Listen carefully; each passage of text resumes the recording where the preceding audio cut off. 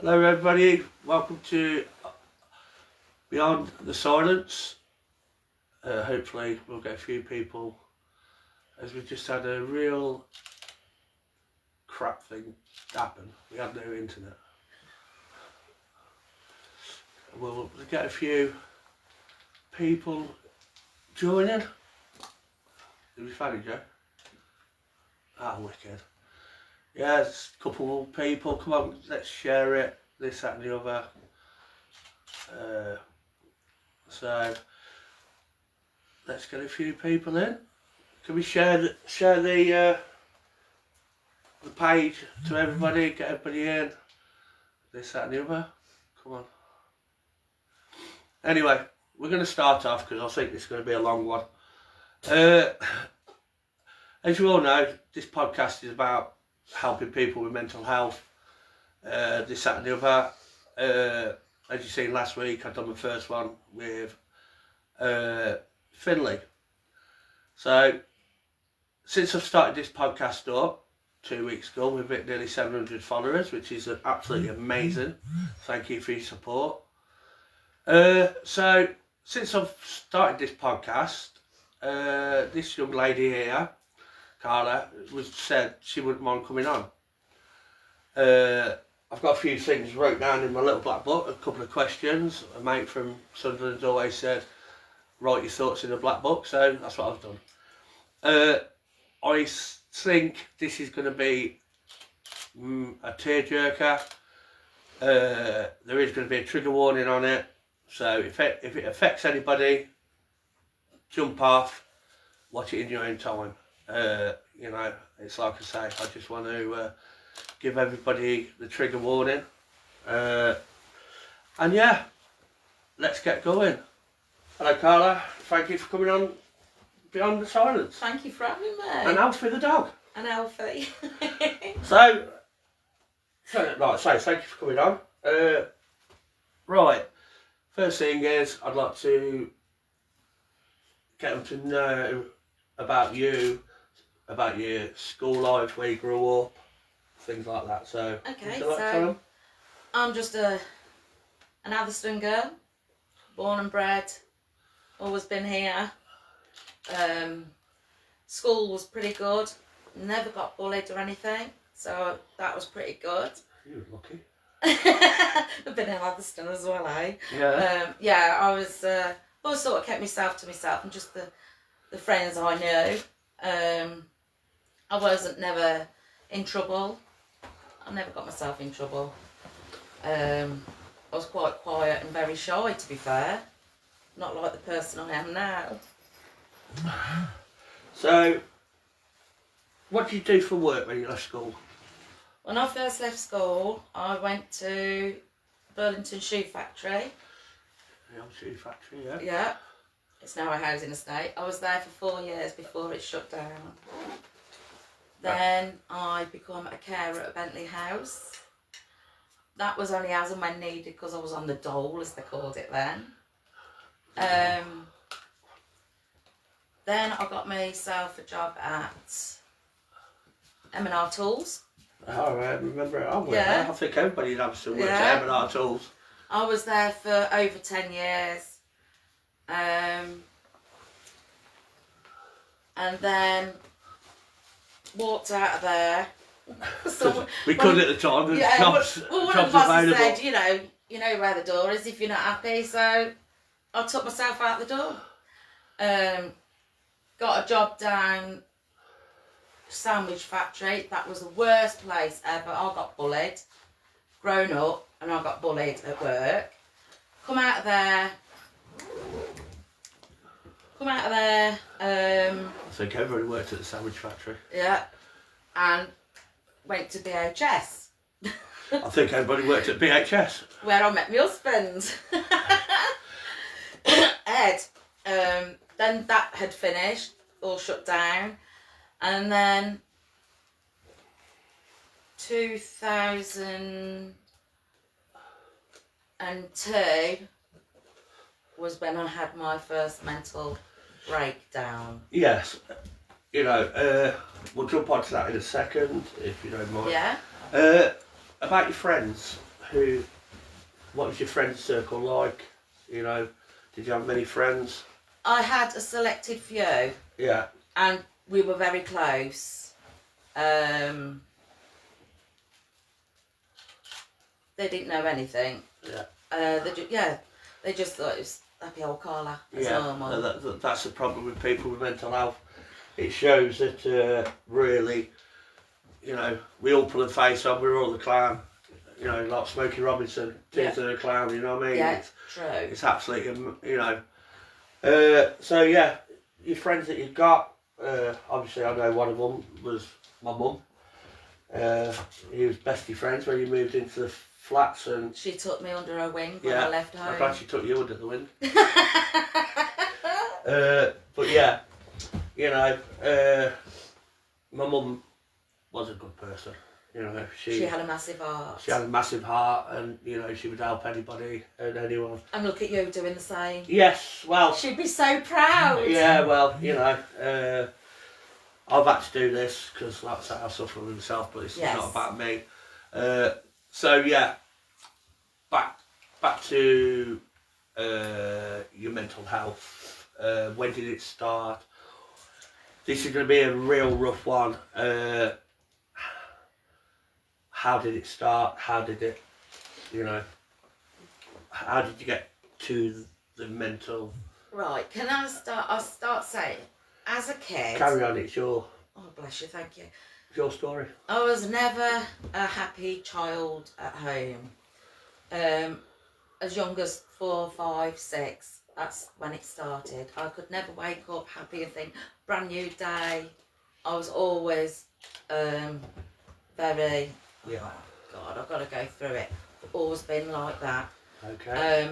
But no one knew, because even from such a young age, I covered it, and I covered it well. Then, oh God. If you don't want to answer the question, no, it's fine. I get confused. I really don't want. You know what I mean. The last thing I'd like is for you to have a breakdown. And, no. Honest, I want to do this. This is not for me to get views or this, that, and the other. Oh God, no. To get your story out. And I want to help people that are hiding stuff that they've had to deal with as well in their life. Yeah, I'm going to just blurt it all out. Yeah. So. The stage is yours, as I say. Bless you. Healthy. It's Healthy's stage as well. Yeah, and healthy. The dog that didn't like me. What happened was, I just got married. Yeah. In 2002. And Ed's mum and dad paid for us to go to Butlins just for a 5-day breakaway after. Typical break Butlins. Absolutely. Hey, we're only Atherstons. Yeah. So, Atherstonians. So anyway, at the same time we was buying a house, and we had a phone call off the estate agent saying your keys are ready. So we was there 3 days on holiday because I wanted to get back here. Yeah, to get your keys on. Yeah, and get sorted and move from my little flat. Within 2 weeks of moving in, God bless your mother. She came in and saw me on the floor in the kitchen in a state. I didn't know what was going on, and your mum didn't know what was going on, and that was the start of my nervous breakdown. Okay. So this is going to be really hard now. Just say it, Joe. What is there any trauma in your life that has caused the way you are? Yeah. And by the way, before I start, I have got a brother, Jay, here. He's here to support her, so, you know, don't think I'm just going in at her. We have got support here for her. So, carry on. It's up to you as far as you want to go. What I don't understand from such an early age, what things went on, how you can block things out and never think of them again. Hence why a mental breakdown. Yeah. And it all just come flooding back. So, as a child from an early age, I was sexually abused, physically abused, and verbally abused. up to the age of 27. And it only stopped then because I moved from the family home. And now you're all going to say, who abused you? My dad. I loved my mum and dad. Always put them on a pedestal. And he was the one that bet me, sexually abused me, and mentally abused me. But he was my dad. I was petrified of him. I couldn't tell anybody. I went to school with bruises. Nobody ever asked. Nobody said, like today, your kid's got a bruise on them. Bang, wouldn't they? Yeah, straight in, they'd be there. Straight away. Nobody cared back then. You can't have a fag or... Can't have a fag. Thanks. You know. So anyway. This is your story, it's your... Thanks, darling. That's what you know, you take your time. I'm sure the viewers are not going to worry about you having a fag and this, that and the other. So anyway, it's just trying to get everything into a specific perspective. There's no rush. I had this mental breakdown, it all come out. I had help. It was amazing help. My husband then had to be put on a life risk register. Don't forget, we've just got married 2 weeks in. Because he was in danger living with me. Because this mental health breakdown just took over me. I tried to stab him. I've thrown things at him. Adrenaline is one amazing thing. He couldn't hold me down. He only held me down to save me from hurting myself.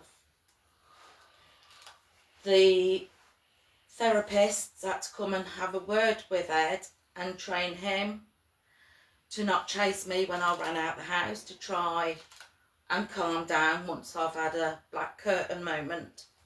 A black dog coming. Yes, because I've always felt like a trapped animal and I would just go wild.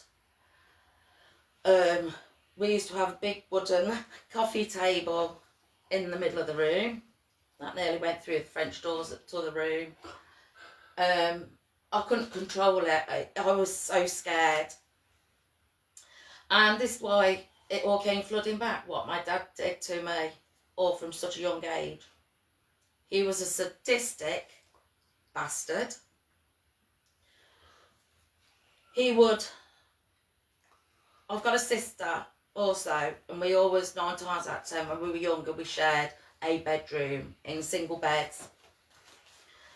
And he would sneak up the stairs and sit behind our bedroom door, waiting for us to giggle or just do something that we should be sleeping, for him to come in and beat the living daylights out of me. He would never stop till he felt he had a good fist on me, a slap, whatever, till he felt better for doing that. Then he'd leave me. When I was about 4 or 5, can you remember Old Plough Close townhouses? Yeah, I remember Old Plough Close. And there were large windows, weren't they? Yeah, upstairs. Yeah. It was townhouse, 2 stories, 3 stories. Yeah. We had our own bedroom then. And I was only about 4, 5, very young. And if I heard a noise, I'd get out of bed and just open my curtain. Because the window was from the floor to the ceiling. And I wasn't doing anything. I was literally just poking out, being nosy as a kid was. And it was a race who could get to the bed first. I never got there first. He always got me. Belted the living daylights out of me for being nosy out the window.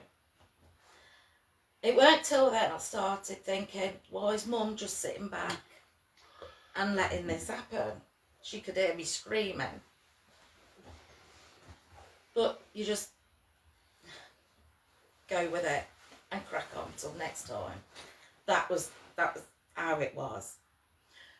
When I got older, I started going out with friends. If I was allowed. I was never allowed to be a child, to be fair, because I had a sibling, Tracy, my sister. She was 3 years younger than me. And when I was old enough to go out and play, Tracy had to tag along with me. And they threatened me, well, Dad threatened me, if anything happens to Tracy while she's under your care, you're going to get it. So I had to look after Tracy.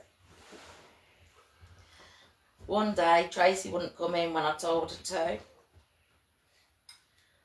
My dad shoved my head up a brick wall and punched me. Because Tracy was just a little kid. Yeah. Was it anything happened to Tracy like it, or did she get the beats, or? No, and I'll tell you why. And I'll tell you why, because my dad told me why. I've always been fat. You ain't fat. Nobody's fat. My dad always told me I got the meat on me. He could hit me, I know he wouldn't break a bone. Tracy, she was a delicate. She was skinny, weren't she, Stuart? Yeah, she was. She was so skinny. He said, and I'd break her. And he told me that. So it didn't matter if I did wrong or Tracy did wrong. It was only me that was going to get the belt in. When me and Tracy as kids, sisters, having fun and laughing and giggling, as kids should be, we was always pulled apart. We don't get why. We don't get that. Maybe he was frightened. You tell Tracy what he'd done to you. All right, she's probably seen a physical. Yeah. But she hasn't seen the sexual part of it. She'd seen the physical and her. Yeah. So he's probably trying to cover his back, and you might, you know what kids are like. I've got a little secret to tell you. But he knew I wouldn't because I was petrified of Yeah. him. I was scared. Yes. So anyway, sorry, darling. It's all right. You got your bodyguard with you, though. Oh no, he's lovely. Keep him star. Anyway, where did I get to? Yeah, as kids. Pulled you apart. Yeah, they pull us apart. This is also, I've been told from my therapist also, because I didn't class this as sexual abuse, but it does come under sexual abuse.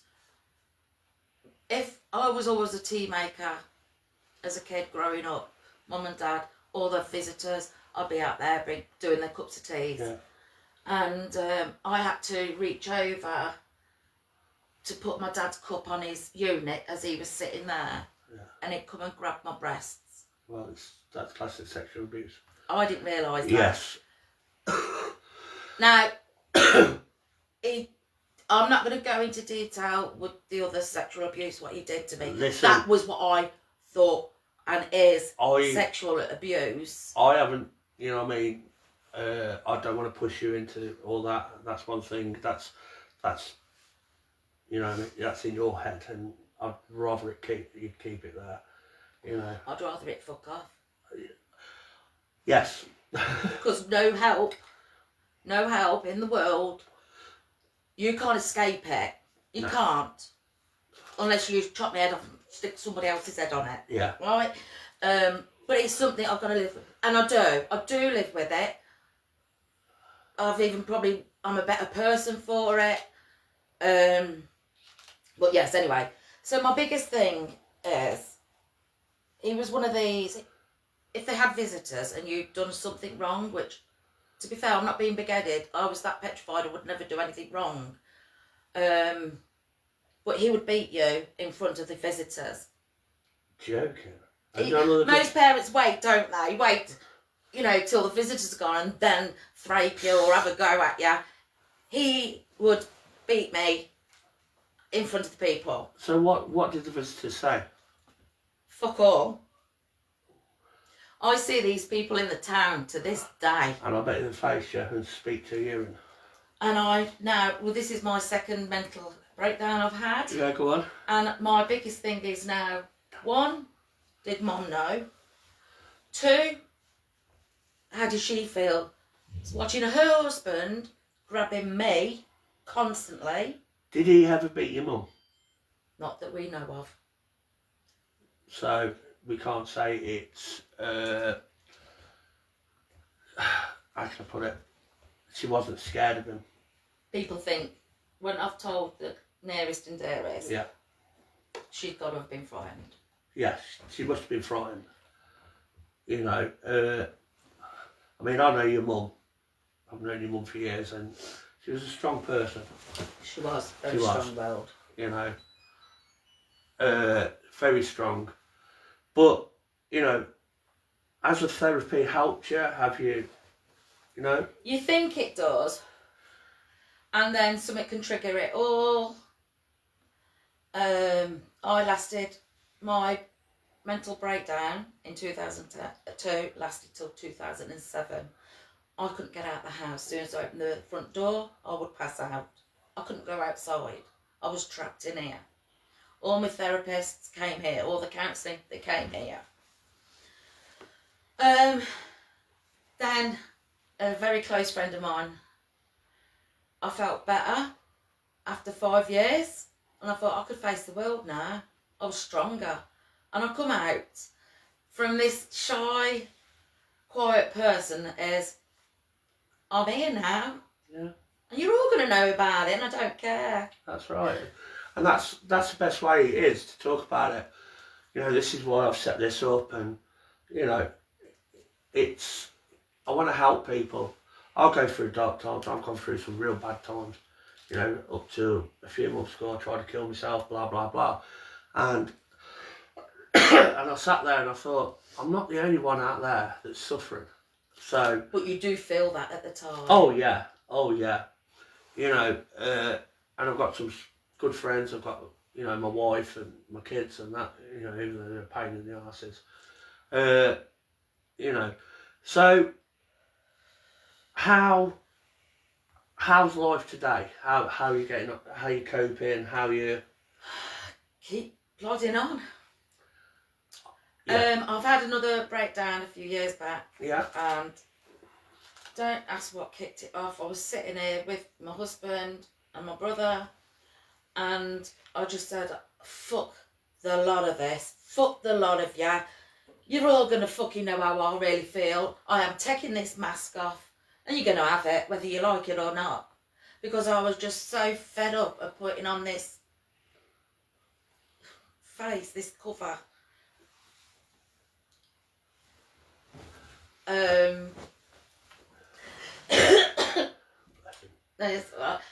Putting on this cover because it all came back. Right, I lost Mum 2011 with cancer, and she was my best friend. Your mum was amazing. We were like best of buddies, not mother and daughter. Yeah, a bit like me and my mum. Yeah. We argued, but, you know, I loved her to bits. Yeah. You know, when she passed away, obviously we'd had a massive argument and fell out. But, you know, you could see you and your mum, you know, was real good friends. But when we was younger, it was always Tracy with Mum and me with Dad. Yeah. I'd have to I'd be on the floor between his legs while he's sitting in his chair, and he'd wrap his legs around me. Control. Yeah. That's what it is. It's and that's just every night watching telly. It's, you know, conservative. I can't say the word, but yeah, it's control. It is. It's control. It's like having your husband telling you what to wear or what not to wear. But at the time, I know he don't. No, he didn't. He didn't. But, you know, that's what it is. It's control. And some women out there don't realise about this control that the men have got over them. You know, the little the little things and this, that and the other. I mean, I watched something on TikTok, what's her name, I forget. And she plays a scenario of her and her husband. Her my boyfriend. Okay. And how he manipulates her Yes. and this, that and the other. And what your dad was doing was sort of a manipulation, Absolutely. controlling. At the time, you don't know. You don't know that. I You thought think it was Daddy normal, loved you. It was normal life to me. You know, you thought Daddy loved you, this, that and the other. You know, and it's just wrong, you know what I mean? And at the end of the day, it's, you know, it's messed you up for the rest of your life. Yeah. You know, it's messed you up. Lucky you've got a good family around you. I have. Your brother, Tracy, Yeah. your husband, you know, Ed's absolutely brilliant. Yeah. You know, and that's great. And now, obviously, you got the family of us lot. Thank you. You know, so how did you, you know, when you went to school, did you have to hide the bruises, or did you ever tell anybody, you know, you were good friends with? No, I never told a soul. The first friend I told was Kerry. Kerry Murray. Oh yeah, Kerry Murray. Well, as now Kerry Ahern. Yeah. God. I'm still best friends with her. Blast from the past. So we've been friends for 40 odd years now. Yeah. And thanks, darling. She broke down when I told her, and I told her at Lee Mears' funeral. Oh bloody hell! Right, another dear friend that we've lost. Yeah, we're losing on fasting. Yeah. And we were getting pissed at his thing after having a drink for him. And thank you, sweetheart. And obviously I was getting a bit tipsy and bit teary. Kerry loved my dad because he always called her Kerry or Gold. Yeah. And she always called him Mr. Jones. And I just come out with it and told her. Then she was in tears because she said, I've been with you all this time. Why didn't I know? Why would you? That's Unless right. I tell you. It's like I say, it's like Smokey Robinson's song, Tears of a Clown. You know, you've got that clown. It's like me. I've got this clown face on. Come on. You know, you know me for 50 years and you know, it's like, I don't want to be weak. I know it ain't weakness, but, you know, that's the way I am. Same as you was. You was at school, I remember you running around, you know. Not a care in the world. Not a care in the world, no. And it's quite gutting to think that you've been through what you've been through. I was going through it when I was at school, yeah. What you've been going through at school, and it's like, how come none of us noticed? Because Carla had that big smile on her face, a little, not being disrespectful, a little chubby glasses face, you know what I mean? Yeah. You know, and I appreciate that you've come out and you've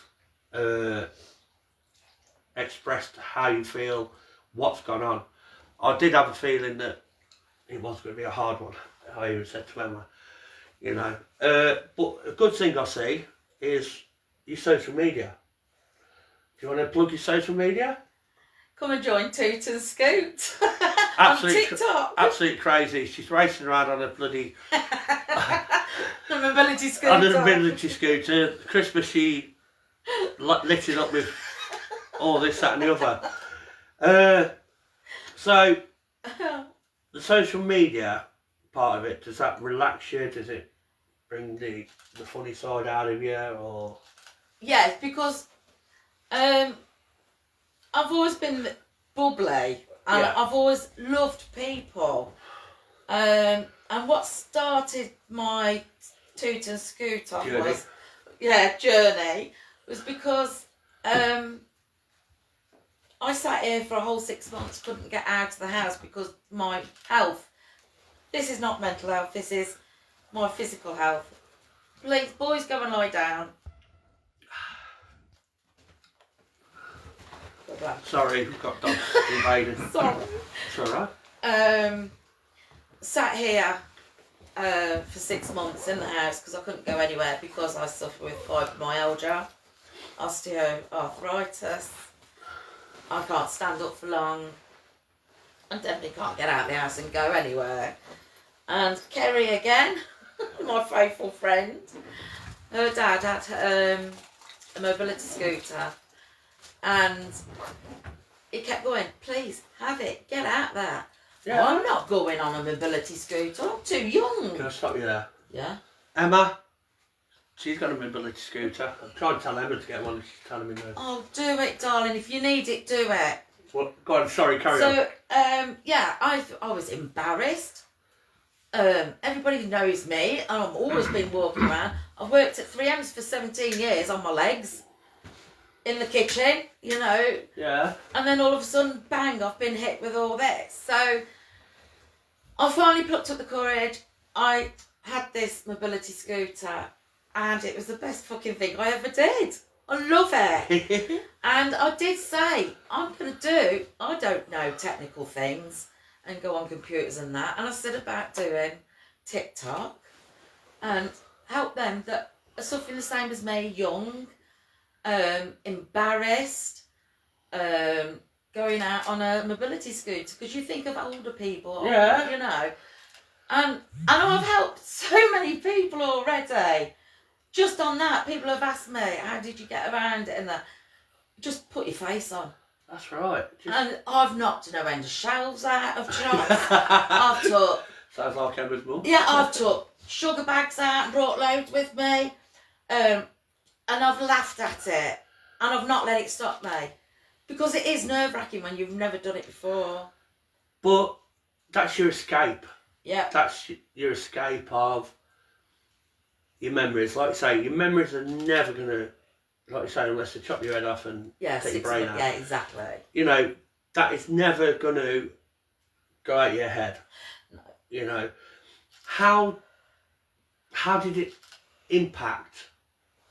I know we've touched on with Eddie and this, that and the other, but how did it impact with Eddie, you know, like being cuddly or something like that? I don't want to go into the sexual part. No. You know, him showing you affection. If he was here now, he'd probably say I was standoffish. Yeah. But if he was here, I think he'd totally tell you, he totally understands. Which? And yeah, I love a cuddle. I do, I love a cuddle. I'm a cuddly person, I'll cuddle anybody, mate. But it's gotta be so hard for him. He married a different person. I was shy, I was quiet. Yeah. 2 weeks we got married. And changed. 5 years later I'll come out of this gobby cow. But that shows how strong Eddie is. How much he loves you, how much he's willing. Put it this way, Probably darling. take the anger and this, that and the other. He's took a lot. They were talk about them taking me away when I had the mental breakdown, my first one. He said no. He wouldn't allow it. No. And they said for my own safety and his, that might just get took out of his hands. Yeah. But he dealt with that. And he's the one that said go to the doctors. He didn't care that I was coming at him with a knife. He didn't want me to get sent down for doing it because he knew it wasn't me. Yeah. So, to be fair, he's been fucking amazing. Yeah. I hate him at times, and I fucking love him at times. I think everybody loves their husbands and wives. Yes. Love and hate, you know what I mean? Of course we do. It's what makes it. You know, it's just... But he has stood by me through thick and thin. Yeah. But Mum and Dad didn't like him. Why? Well, your dad's not going to... Listen, your dad would not have liked him because he's took the power away from your dad. Yeah. And a narcissist don't like having the powers taken away. Far from it, you know, and that's why he didn't like it. I don't know why your mum didn't, because your mum loved everybody. But is that your dad getting into your mum's head? You don't know. You don't know. No. You know, it's just. How can I put it? It's their narcissistic ways. Like you say, at the beginning when he was a kid, he had to wrap his legs around you because he controlled you. That was his control. Yeah. I bet he told you when you can move or things like that. You know. I had to tell him if I was going for a wee. Exactly. You know what I mean? That's his control. Because people laugh at me now because I still tell everybody I'm going for a wee. Yeah, but that's in your head. It's stuck. It's stuck in your head. I've had many people say, why do you tell everybody you're going for a wee or a poo? Because that's how it was made.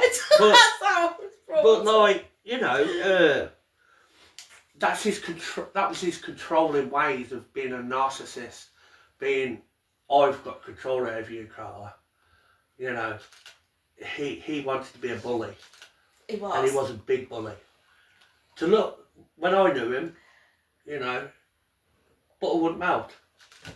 He was so, you know what I mean? Yeah. Like proper, yeah, nice bloke. You know, but, you know, then you never know what's happening in the four walls of an house. You know, have you ever attempted suicide? You don't have to answer if you don't want to. You know, it's... And I don't mean running people over in your buggy. I love doing that. You don't have to answer it, don't you? When I was little, so it was affecting me when I was little. Yeah. I had a single wooden framed bed. Yeah. And I used to get my wrists and scratch on the self-harming, basically. When I was little. Sorry. You didn't know that.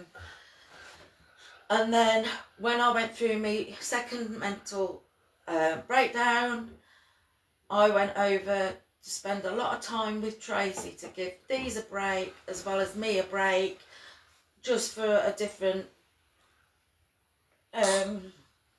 scenery.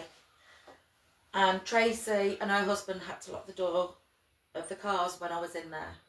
Brilliant. They was going down, I don't know if it was a motorway or anything, and I had visions of me opening the door, throwing myself out while it was doing 70 to 80 miles per hour. 70. Sure. And I could see my head being rolled, my whole body being rolled, but my head smashing on the floor. I was going down and down and down. And I broke down, and I think that's when Trey said, what's going off, what's going off? And I told her, and they locked the doors. And it shocked me. Because it was like, what the fuck? Why am I doing this? Why am I thinking this? This is what I wanted to do.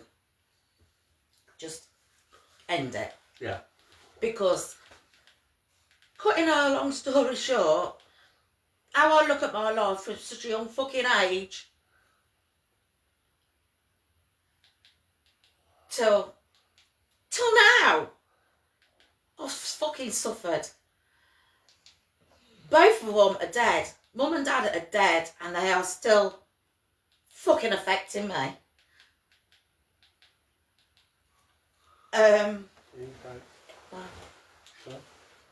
Because I lose thought. I've gone off what I was going to say. I just existed. I'd gone through all that as a child. I met the man of my life. And I get struck down with illnesses. You got your dogs. I have. By the time I was 38, I lost Mum at 37 with cancer. I had to look after him. Day in, day out. Cook for him. I was full-time work. I got this place. And I went down every day after work, cooked his dinner, cleaned, did his shopping at weekends, did everything. Washed his car, did the lawns, everything. And he sits there and says, are you scared of me, Carla? And I went, not anymore, because you need me. That's right. You need me. I don't need you. It weren't till later I told Tracy about the whole situation and a few very close friends, and they said, why are you doing this? Why are you helping that man? Why are you doing all this for him? Because he's not a man. no, I'm sorry. I know he was your dad, but he was not a man. He was a nasty person. My reply was, he's my dad, and I'm better than him. But, you know, you are better than him. Look where you are today. You know, you're still here. You've got a wonderful husband. You've got a wicked family around you. You know, you've got friends, good friends. You know, and I hope that the group that we're all in will help you. You know, we're all there for you. I'm sure every single one that's probably on the live now is probably broke down. You know, even for me. You know, but what do you want to look for in the future? Obviously, you can't, apart from winning the lottery. Yeah, it'd be lovely not to have any money worries, wouldn't it? Yeah. I just want to be fucking happy. That's all I want. Everyone around me to be happy. People around me are happy. I'm happy. That's right. And that's a good thing with this social media part. You know, get out there, get on social media. Enjoy your scooting toots. Enjoy that. It's funny. Get out and do your content, which you do. I mean, going out in the snow made me laugh, you know what I mean? And It didn't make me laugh. oh, when you nearly run out, she pulled out in front of the car nearly wiped her out. I don't know if that was on purpose or what. I think that was my husband told me it was safe to walk out. Walk out on my scooting too. Must have a good life insurance. Oh, that poor woman's face that stopped. You know, this is the Carla I know, the laughy. Yes. You know, it has shocked me tonight, I've got to admit, but that's what these podcasts are about. Letting people tell their stories. You know, it's not about view bait or anything like that. You know, we've got a therapist come aboard, bless her, Sam. She's come aboard. You know, since she's always said, anybody needs any help, just inbox her, this, that and the other. Is, you know, at the end of the day, it's hard, and it is hard to get it out of your head. No matter what therapy you have, sometimes it's nice because people don't judge you. Yeah. And they do. It's all about training your brain, and I really haven't got that. What, a brain? Yeah, you're right. Yeah, we went to Albertson School. Exactly. What do you expect from us? You know. But it only takes something to trigger it off, and it's like this second time round. I've had the second mental health breakdown, and it's like, oh, I'm under Rosa now. Yeah, I know who Rosa is. Shall I tell them who they are? Yeah, you can do. Rosa stands for rape or sexually abused. There is such a long waiting list. 18 months. 2 years I've been waiting. 2 years. They keep in touch to let me know they've not forgotten me. It's just, and that opened my eyes because the amount that's... Believe me. Yes. I won't say too much. You go on the internet and watch paedophile teams on there. How many are being caught every day? Every day. Yeah, I do watch them. Yeah. There's a, you know, it's just a pandemic, and at the end of the day, the courts do nothing with them. Mm. They give them a slap on the wrist, a couple of years in jail, they're coming out again. Yeah. You know, did you ever feel like reporting it to the police or authorities or anything Never like that? come to my mind because I was terrified. Teacher or... No, I was terrified. I was fucking scared of the man. Yeah. Because he was too handy with his fists. Do you know how he used to make me and Tracy dinners? we had an old coffee table with like a paper rack underneath it. Yeah, I remember the old sort of Yeah. ones. Yeah. Tracy had to be at one end, I was at the other, on our knees, up straight. You're joking. That is a stress position. Yeah, that's, yeah. I was going to pass out this one Sunday. I can remember it like it's happened again and again and again. Only it was a Sunday, we was eating roast dinner and I wanted to pass out. But I was petrified to pass out. How can you be petrified to pass out? Because it meant I was going to slouch.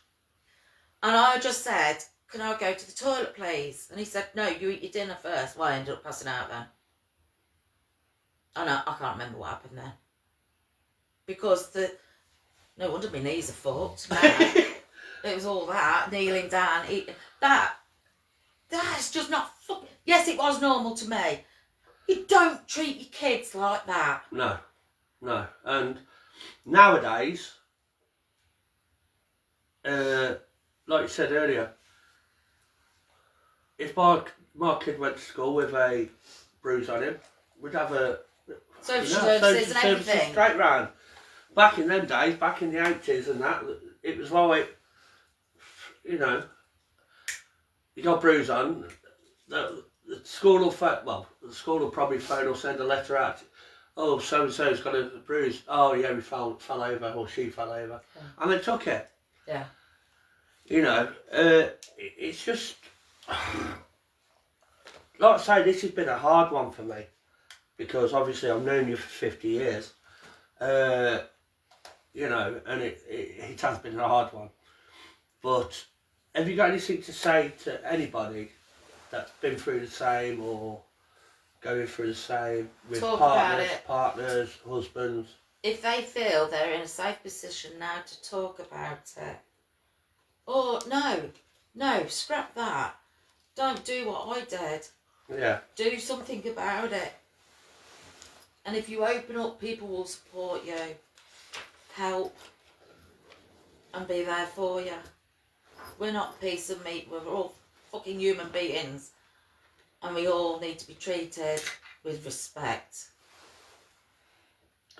So, obviously we're on live and we're going to get comments and this, that and the other. What question would you like people to ask you about your experience, if there is any?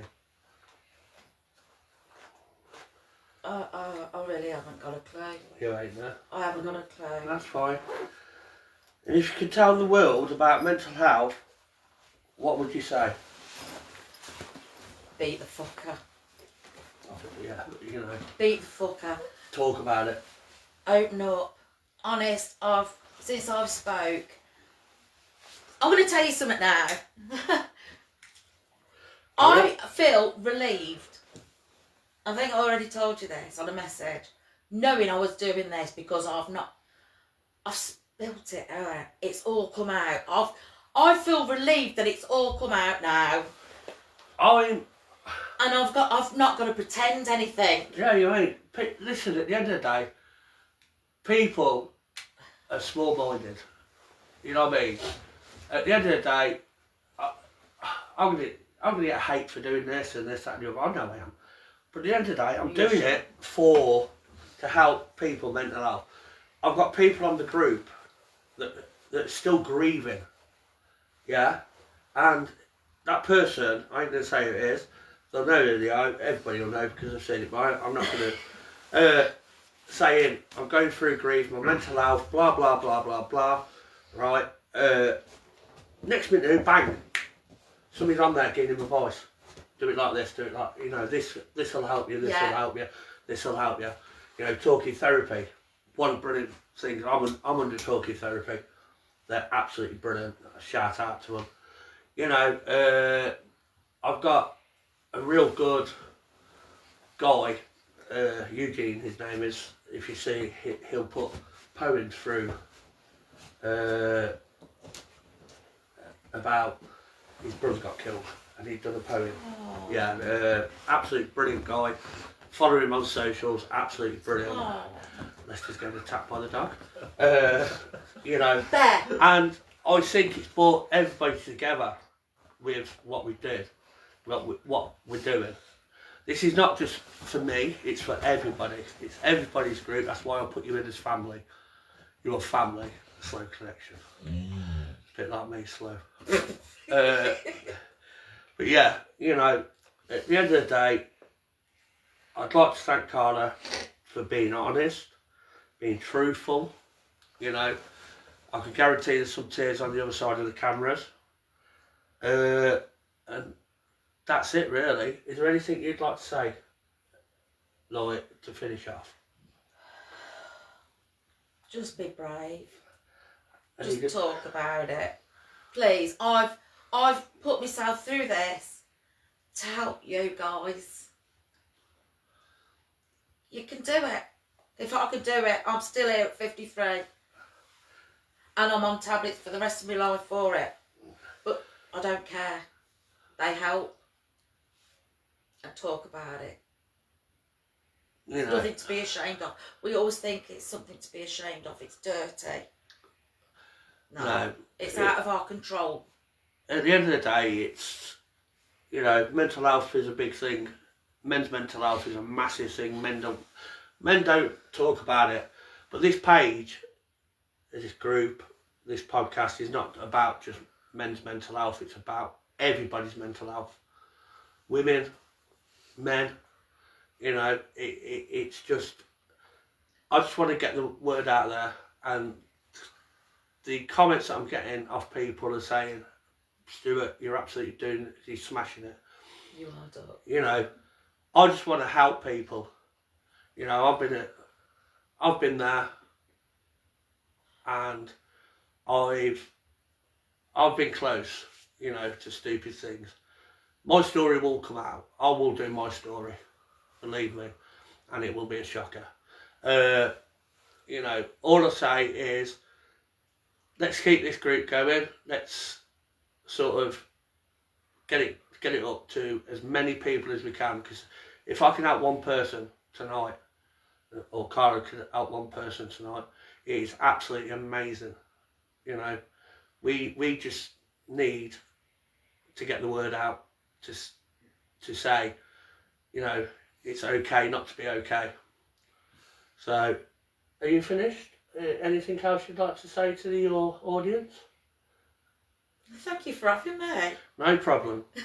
I'm going to jump on and have a little ramble. I have got space next week for anybody who wants to do an interview.